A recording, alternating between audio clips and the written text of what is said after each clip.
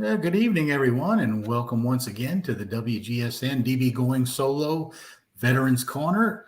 I'm your host, retired Army First Sergeant Paul Holbert from Northern Virginia, and it's good to be back after a short hiatus where I just finished a knee reconstruction surgery courtesy of the United States Army.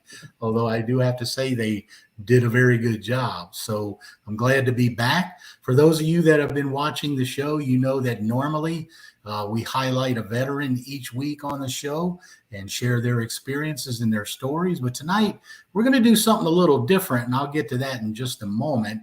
But first, I do want to take a moment to thank our two great sponsors to our Veterans Show, Quest Jewelers of Merrifield, Virginia. We talk about Quest every show. And for those of you that are looking for something special for that special someone, you can contact Pete or Wantain from Quest Jewelers in Merrifield, Virginia, and they can help you get it. I also want to thank Nationwide IT Services. Nationwide IT is a veteran-owned service-disabled small business. And I want to thank CK Park and his crew for their great sponsorship to our show. So if you have a business that's in need of professional consulting services, whether it's IT training management, 360 degree assessments, whatever you're looking for, CK and his crew can help you do it. So again, thank you to our two wonderful sponsors. So I want to talk just for a second tonight about the show.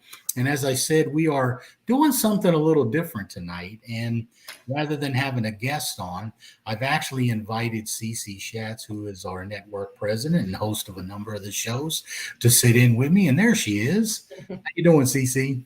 Hey, I'm doing pretty good. Thanks for having me.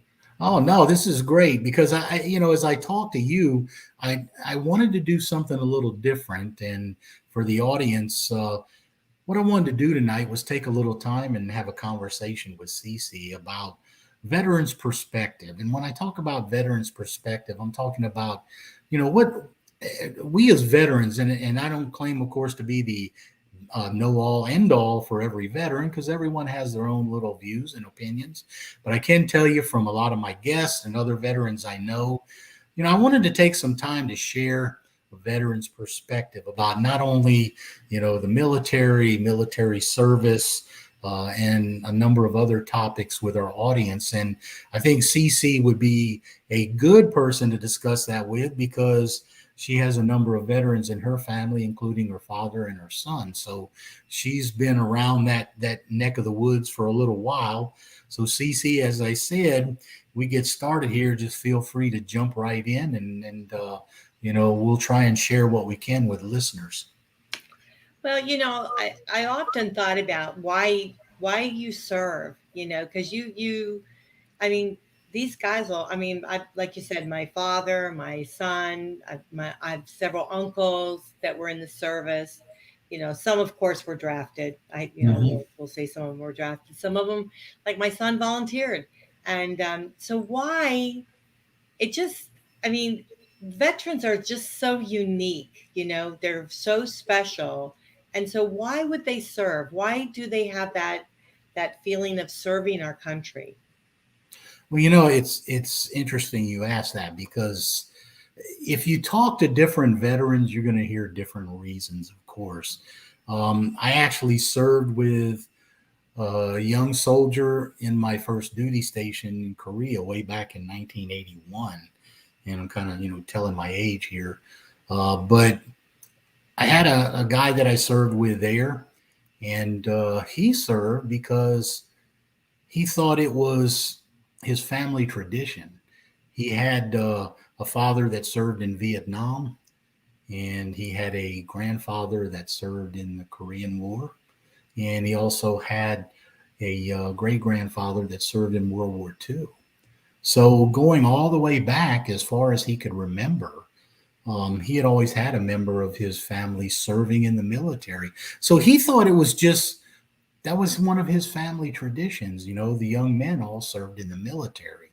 So that's not that unusual. I mean, you see that a lot when you talk with veterans, where they'll talk about how they saw their father's service or their grandfather's service and that type of stuff. But on the, the kind of flip side, like you said, some people were drafted into it. Mhm. I know a guy that was drafted in Vietnam, and he actually spent a year tour in Vietnam as an infantryman. So you can imagine what he was exposed to. Yes. And when I was in my tour in Korea, and this was my first tour, I saw him walk into the barracks one day. He was a new guy. And I said, well, this guy looks a little old to be a sergeant, a Sergeant E5. Started talking with him, come to find out that was his history. He was a member of the 173rd Airborne Brigade in Vietnam. He was an infantryman. And as I looked at those were the old OD green uniforms, way back in the day. And I noticed that he also had a combat medics badge above his combat infantry. With his combat infantry badge. And I said, well, wait a minute. I said, you're wearing a combat medics badge. He goes, yeah. He said, I came back after a year in Vietnam, was trying to decide what I wanted to do. He said, I got retrained as a medic and I volunteered to go back as a combat medic. So, you hear it all. Mm-hmm. For me, and this is a number of other people, for me, it was a curiosity thing because I mentioned on the show before, my father was killed when I was 5 in an Army training accident. So I had this curiosity about the military. And when I joined, it was as much out of curiosity as anything else. So when I enlisted, I had no idea how long I was going to stay. And so you hear all of this. You get people that talk about patriotism. You had that big rash of enlistees that joined up after 9/11 because there were people that thought it was their patriotic duty to defend the country. Look at the football player Chris Tillman out of Phoenix, playing professional football for the Phoenix Cardinals. Had a wonderful, high-paying professional football career. He gave it up, trained as an Army Ranger, went off to combat, and he was actually killed. But he felt that was his patriotic duty. So you kind of see it all. But I have to share one other one with you too, and the reason why is because this one kind of struck me, and it struck me in a nerve in the wrong way. And I think you'll understand when I tell you why. When I was stationed in Germany with 2nd Armored Cav, we, of course, were called up to deploy to Desert Storm. And so naturally, all the soldiers, I had a platoon of about 18 soldiers. And as we were getting ready to deploy, I had one soldier in my platoon who started trying to bring up the idea that he didn't want to deploy. He was trying to back out of his responsibilities.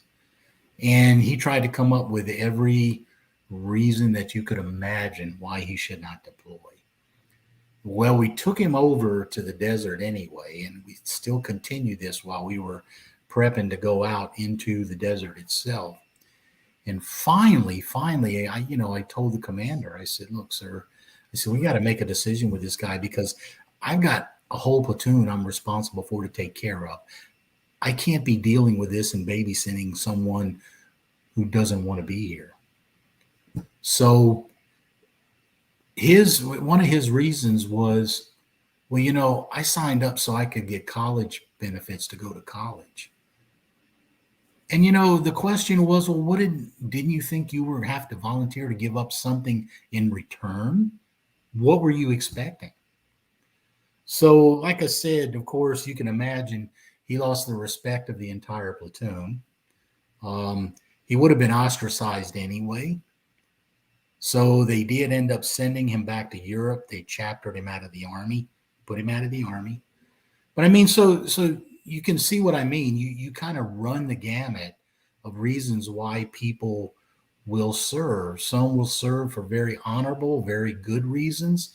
And then again, you will have those few that come in for the wrong reason. And when things don't work out their way, they want out.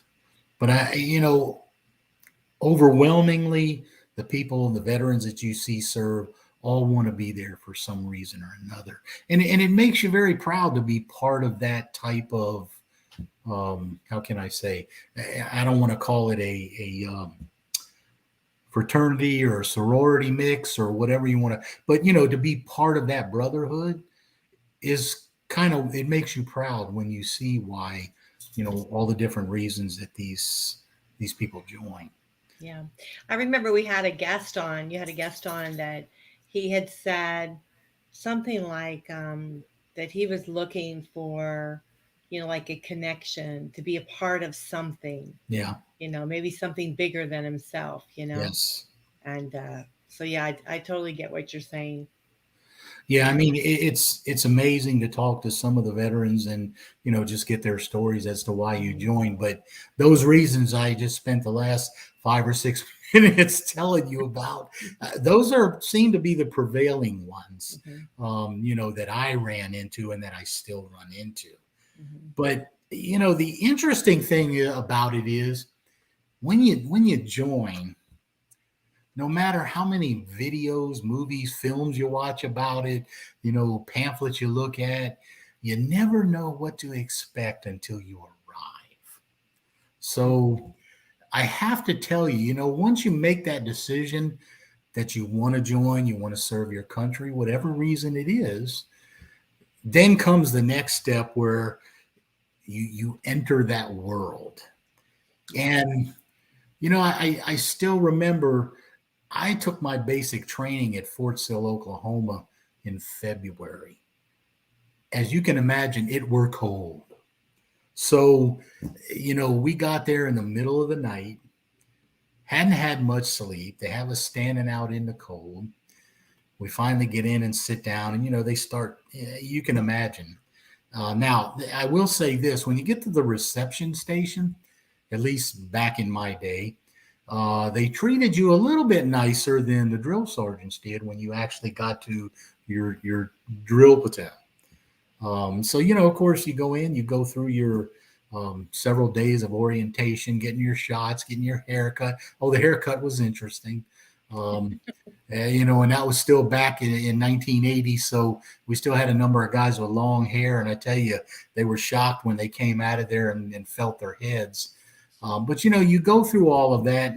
And I have to tell you, I thought when we went through the reception station, I thought to myself, this isn't so bad. Well, little did I know, and I'm sure your dad may have told you some stories. Your son may have told you some stories. But when we got on that bus and they bussed us from the reception station to my basic training platoon, there I was. And I said, I'm going to make the best of this. I'm going to do my best to remain anonymous, do what I'm told, learn everything I'm supposed to learn, and just get through without drawing attention to myself. Well, we got there. The drill sergeant got on the bus and, of course, then started the yelling. Get off my bus. You got 10 seconds and 7 of them are already gone. Some of the stuff you see in the movies, right? and so we all were fighting to get off the bus, and I got off the bus and I'm dragging 2 duffel bags and another small flight bag full of stuff. And I'm running down the sidewalk where they're yelling at us to go. And I get about 20 or 30 yards down the sidewalk, and all of a sudden I hear a voice from behind me, "Private Holbert." And I stopped. Then I went, holy crap. How in the heck does somebody know my name here already? And I stopped, of course. And I turned around and I looked, and there was this mean looking drill sergeant. And I said, "Yes, Sergeant." He said, "Come here." And I said, "Oh, God." I'm trying to figure out how this guy knew my name already. Hadn't even. So there went my anonymity out the window quickly. I run up there to him, and he asked me, he said, "Are you trying to pollute my grass?" I had no idea what he was talking about. "No, drill sergeant. What are you doing with trash on my one of my name tags had fallen off my bag and on the grass.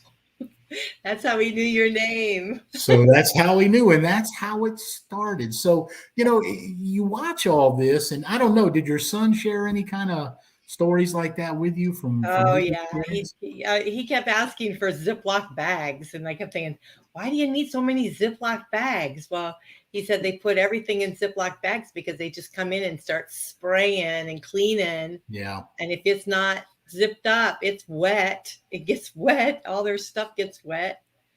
Yeah, it's like a whole nother world. It's a whole nother world. It's not mama's house, that's for sure. Oh, it's definitely not mama's house when you get in there, and pray to God when you leave in the morning for training that you didn't forget to lock up something and come Yeah. back in the afternoon or the evening and find your stuff thrown all over the room or all down the stairs because one of the drill sergeants went in there and found your wall locker or your foot locker unlocked.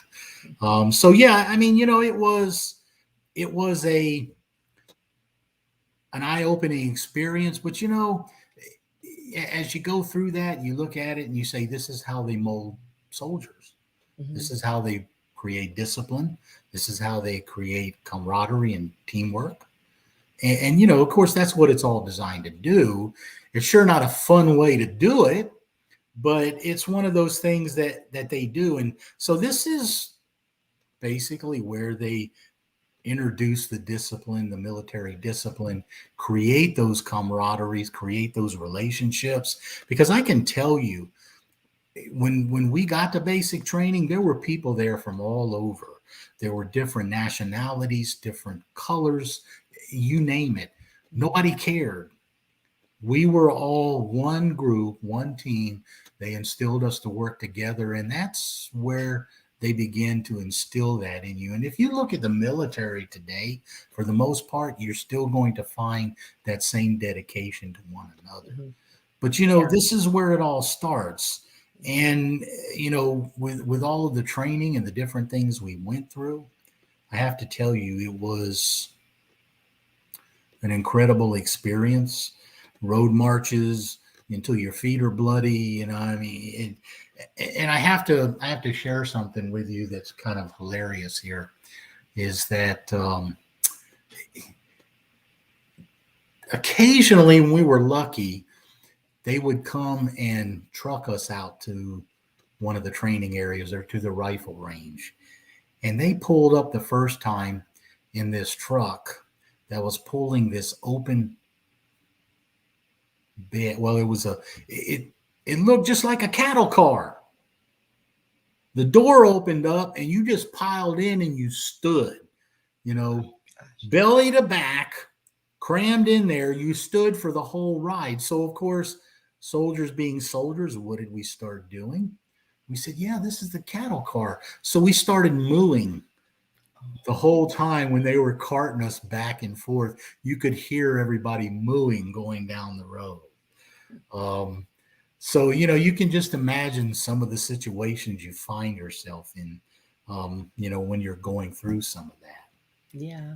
Yeah.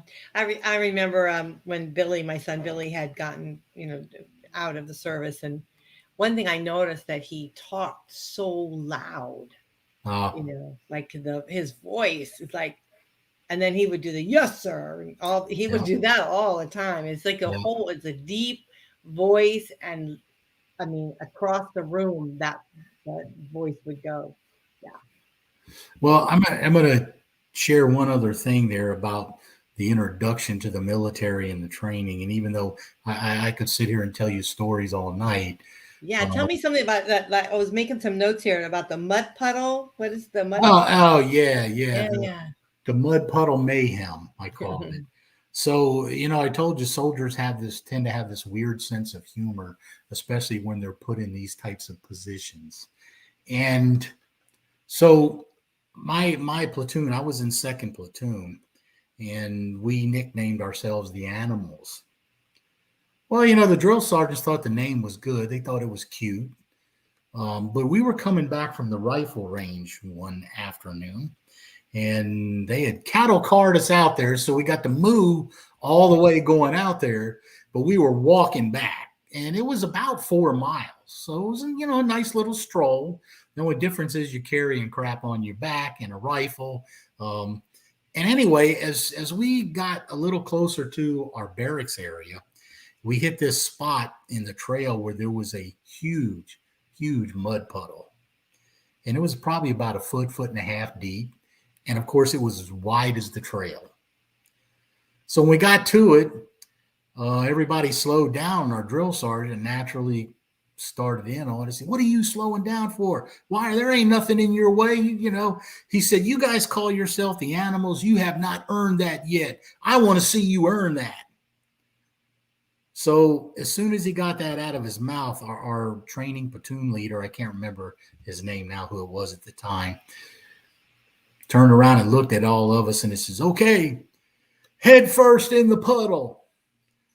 So there you had an entire platoon, training platoon, took off screaming, got to the puddle, and dove headfirst into the puddle and then low crawled across the puddle and got out the other side.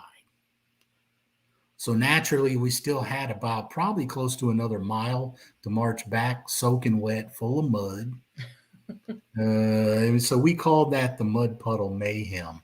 But I mean, the training experience, the indoctrination into the military, as I said, is designed to create not only that discipline, but that camaraderie and that teamwork among, the members of the unit. So what I'd like to do, though, Cece, when we come back, is I want to elaborate just a little bit on that leadership. So for those of you watching, we're going to take a break for just a minute, and we'll be right back with Cece to continue our discussion.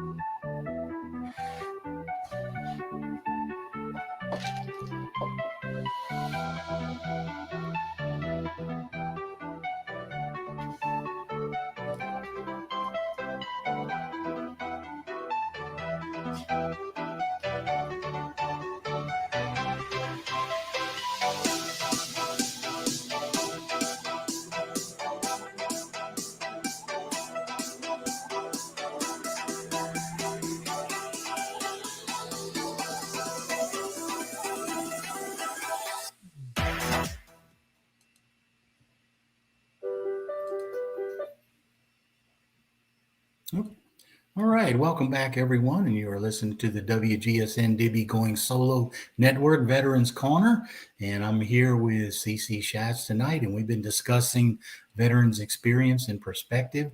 And Cece, before the break, you had mentioned that you noticed your son had come back and he talked loud, and there were changes about him and those types of things. So I want to ask you though, did you notice any difference in, how can I say, the discipline that he may have had, or the idea of leadership or discipline? Did you notice anything different?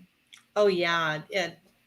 I think it was self-confidence. Yeah. He had a tremendous amount of, he always did. He was always kind of that way anyhow, but he had a tremendous amount of self-confidence and definitely leadership. And I think even today he's in a form of serving our country in a leadership type of form, even though he's a civilian. But definitely grown up. He wasn't. Yeah. I mean, he still is fun and laughs and a really good side with him, but definitely matured. You know, and understands the importance of life. So it taught him a great deal. Well, and the reason why I ask, because what you just told me is exactly what I saw. Mm-hmm. You go in, I was a young guy. I was right at 21 because I went to college for a couple of years before I went in. And in fact, that was another endearing title I got when I was in basic training. I actually went in as a PFC, 2 grades higher than most of the other guys because I had an associate degree. And the drill sergeants loved to call me college boy. So that was one way they addressed me on occasion. But, even though I was a couple years older than most of our platoon, in fact, myself and one other soldier who was in with me, we were both 21 and we were considered to be the old men of the bunch. Mm-hmm. But you notice even amongst those young soldiers, as I mentioned earlier, when you start that training, they begin to instill that discipline into you, the teamwork into you. And the one thing I have to tell you, in addition to the discipline, one thing that the military will pound into you is your responsibility of leadership. And, that was something that they started from the very beginning. To give you an example, I still remember we were in the reception area and we were going to get shots. And that was back when they were giving shots with the air guns in the arm. And yeah, you can imagine that. And so there were guys in there getting numerous shots, and we were all standing around in a room, and there was a young guy next to me. The shot caused him to pass out. Well, he passed out. I just mentioned, I just saw him out of the corner of my eye, reached out with my arm and tried to catch him as he was going down. He still hit the ground kind of hard. Man, the drill sergeant come running up. He started screaming at the rest of those guys in the room. And I didn't know whether I had done right or not, but he was screaming at them. He said, "What are you all going to do? Stand back and just let another fellow soldier hit the ground and hurt themselves? You have a responsibility to look out for one." And he just lit into everyone. And that's where it started. That responsibility to look out for one another, the leadership that they taught. And, we had mottos all over the military, and it was always like mission first, people always. Mm-hmm. And that was the type of thing it was. So, I spent my career as a non-commissioned officer and NCO. And I'll tell you, that was one of the top parts of our creed, is that we were responsible for not only ourselves, but the mission, but we had total responsibility for the welfare of the soldiers that we led. And that's something I have to say that is probably one of the proudest things that I learned in the military. You have to be the strong one. You have to be the leader. You have to be able to take charge when things are wrong, when things are bad. And, it's something that in order to be a successful military person, you just have to learn to do. And like I said, I imagine, you probably saw some of those traits in your son. Your dad, I'm sure, probably talked a little bit about the leadership that he learned and some of the things that he was taught when he was in, I'm sure. Oh, yeah. Yeah, he was in Korea. So, yeah. So he definitely, there was a lot of things he experienced, and you just have to move forward, move in, and yeah. So, yeah, it's just, to this day, and I'll share with you when I was deployed to the desert. As I said, I had a large platoon. We had armored tracks, and we were the only ones that had armored tracks for our unit. So we formed the nucleus of the perimeter to protect the rest of the unit in a big V formation when we were traveling. And so when we crossed into Iraq, I had our final briefing with with our command, and my first sergeant came up and he asked me, he said, okay, he said, who's your point track? And I said, well, I am. And he looked at me, he says, well, you realize you're the platoon sergeant. He said, you're the number 7 track. He said, you're supposed to be to the rear and on the left. And I told him, I said, yeah, but first sergeant, I said, how can I ask somebody else to ride point if I won't do it myself? Mm. And I mean, and I'm not saying that to try and make myself look good, but that's what they taught us. Mm-hmm. And so that's what you did without thinking about it. As a first sergeant, and I love being a first sergeant. I love being able to work with the soldiers and harass my soldiers. That was always fun. But you always did it in a good way to teach them a lesson. But I have to tell you, as a first sergeant, one of the number one responsibilities that sergeant major looked to you for is that you were responsible for the health and welfare of my 135 soldiers I had in my company. So, on field exercises and deployments when I was a first sergeant, there were mornings I was up at 3:00, got my driver up. We loaded my Humvee full of hot food and Mermite cans, and we might have had soldiers set up in 3 or 4 different locations. But I guarantee you, before 7:00 in the morning, we had visited all of those locations and fed all those soldiers hot food. My NCOs knew they did not eat until all of their soldiers ate. So it was, it's just that, how can I say, that leadership, that discipline that the military instills in you. And if you talk to a lot of veterans, you're going to hear them talk about the same thing. A lot of them, those old military habits bleed right over into their civilian lives, whether they retire or, so does your son still talk loud? Yeah, he still talks loud. I mean, he's not as bad as he was, because we were like, all of us, I know my daughter and I both, we kind of looked at each other like, whoa. But yeah, he was pretty loud, but he's got a good, and he's like me, we've got a booming voice. But one thing I will say is about the leadership too. And and I'm hoping he'll come on and be a guest on the show. But I used to tell him, whatever you do, like you said, don't keep low profile. Don't volunteer for anything. Just do your time. Get out. Just don't do anything that's dangerous. And and I say, just don't volunteer. And I talked to him and he'd say, oh, I volunteer for this, Mom, and I volunteer for that. I said, what did Mom tell you? Mom said, don't volunteer. But he was always one to have his hand up first. Yeah. Well, and to be honest with you, the way they train you, the camaraderie that you have with your fellow military folks, that starts to come natural for you. You want to do it so other people don't have to. Mm-hmm. And when you start thinking about, that leadership, that responsibility for, that's a lot of responsibility. A lot of military members, as they go up in rank, it's a lot of responsibility for one person. Mm-hmm. When even me as a first sergeant, when I had 135 people, I was responsible for everything that happened to those 135 people, whether they got fed, whether they received medical attention, whether they were getting paid, no matter what it was my responsibility.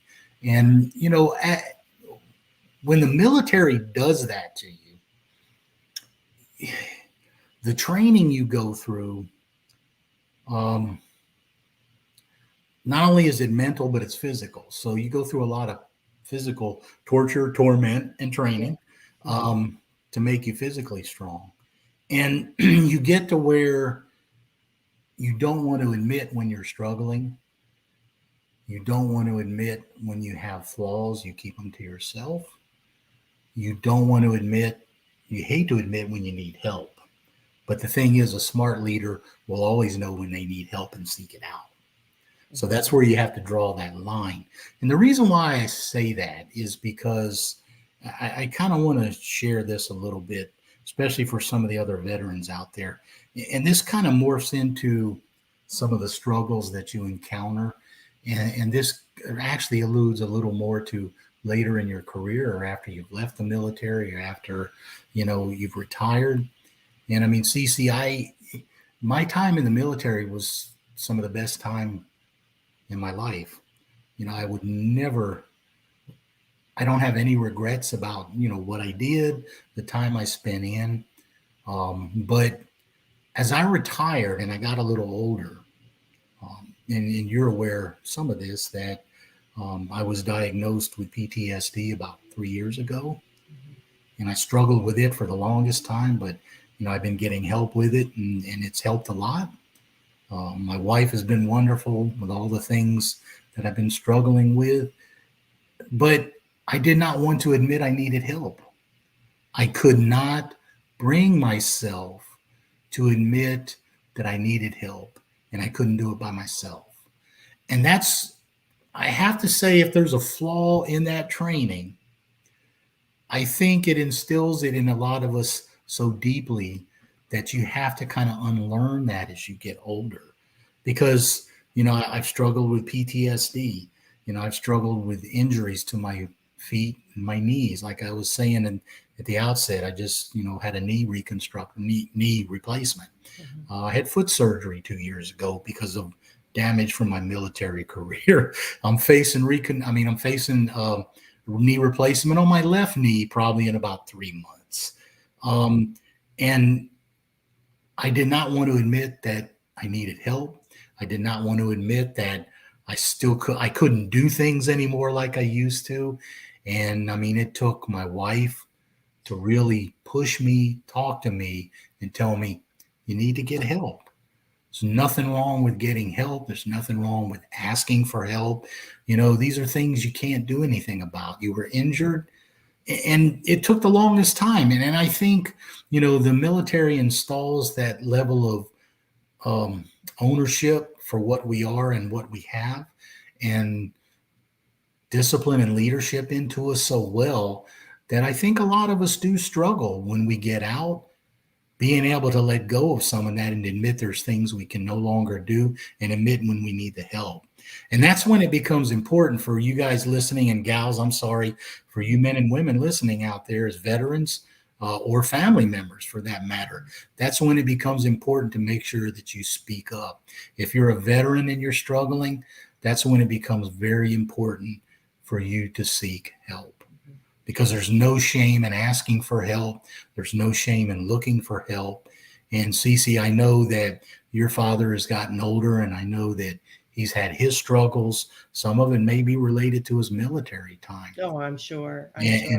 So, but did you ever have that issue with him to get help? Yeah, but I wonder if it's being a man too. That could be. You know how stubborn you guys are. You won't ask for directions. You're certainly not going to ask for help to go when you start feeling bad. But I wanted to just say is that it is remarkable the benefits that the VA offers. That for veterans to be able to, if they need help, there's a tremendous amount of benefits available, and to take advantage of those. I hear a lot of veterans complain about not getting services or whatever, but I will tell you that, there is a tremendous amount of benefits and services that they provide if you just go in and ask for it, if you just go in and say what your problem is. And I tell you, as civilians, we don't have it. We don't have that kind of help. And so take advantage of the services that they have. And mostly the individuals there at the VA have always been extremely helpful, wanting to help.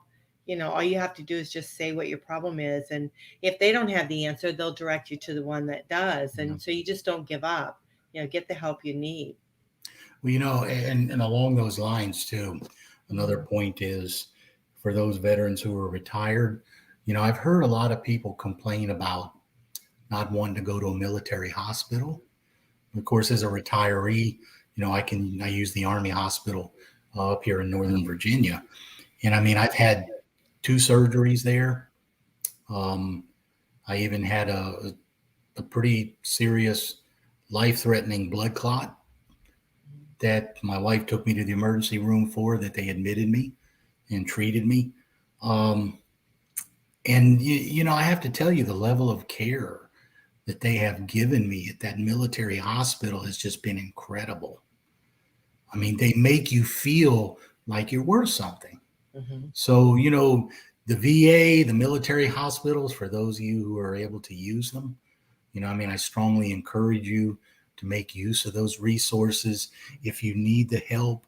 Despite that evolution of leadership that's drummed into you, folks, I'm going to tell you, it's not worth struggling over.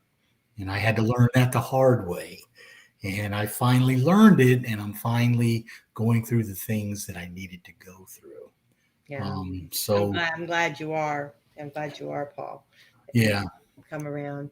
Because, your body is telling you one thing. Your mind's telling you one thing, is something else. And your body is saying to you, come on, Paul. you need certain things. And as we get older, our bodies do start breaking down. And, you guys have been both, guys and gals in the service.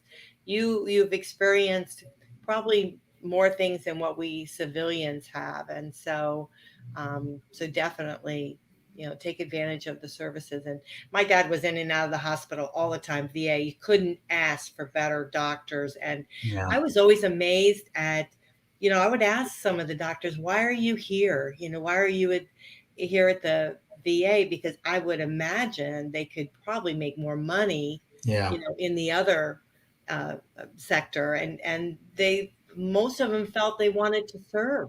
This was a way of serving. And so, and they made good money. It's not like they weren't making bad money, but they felt they were wanting to serve. And so with each patient, they felt that they were doing their part. So I thought that was pretty commendable. So, yeah. Yeah. No, you're absolutely right. And, Cece, I got to tell you, I am definitely enjoying this conversation with you. But I notice we're about out of time. Oh, look at the time. So, How I am. Flies when you're having fun, doesn't it? But you know what? I'm gonna ask you to come back for another. Oh, I would love to. Another episode, so we can continue the conversation. Because there's still a lot more things that I think we can share with our audience. So, like I said, I'm going to ask you to come back for another edition so we can continue the discussion. And I really appreciate having you on. So I'm going to ask if you would take a second to pull up our veterans information for us for the screen for today. Yeah, so this, and for those of you who are out there, the Veterans Legacy Program, this is an excellent program to where teachers, and not just teachers, but other community leaders can go and get education programs, tours, and other things to teach their students and their groups about the VHA operations, the cemetery program, just about the VHA in general, what the Veterans Health Administration does, how the cemeteries are run, the services the cemeteries offer for our nation's veterans. So it's a learning program. So I really encourage you, the Legacy program is out there for your use. So any of the teachers we may have out there that want to introduce their students to some of the things that our veterans have and experience, there's your website on the bottom. But if you go to the va.gov and look for the Legacy program, you'll be able to pull it up and find it. So I encourage you definitely, for those of you that would like to do that, share some of that information with your students or those groups where you may be looking for an activity. And Cece, thank you again for coming on this evening. And I want you to come back. And for those of you out there listening in our audience, we want to thank you for listening to the WGSN-DB Going Solo Network Veterans Corner. For those veterans out there, in our discussion, we want to thank you so much for your service and all that you've done for the country. Know that you're appreciated. Know that the help is out there. Again, I can't stress enough, as Cece and I were talking about, the help is there for you. So don't be afraid to reach out for it. And we hope that you will be able to live your best life. So Cece, with that, I think we will say goodnight until our next show where we can continue the conversation. Sounds wonderful. Thank you very much, Paul. I appreciate it. All right. Thank you for being on. Bye. Good night, everyone.